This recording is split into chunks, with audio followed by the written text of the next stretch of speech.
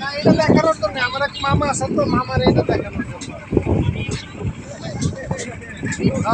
thank you দেখছি মামা বলছি তুমি একটা ছোট্ট ভিডিও করে দাও না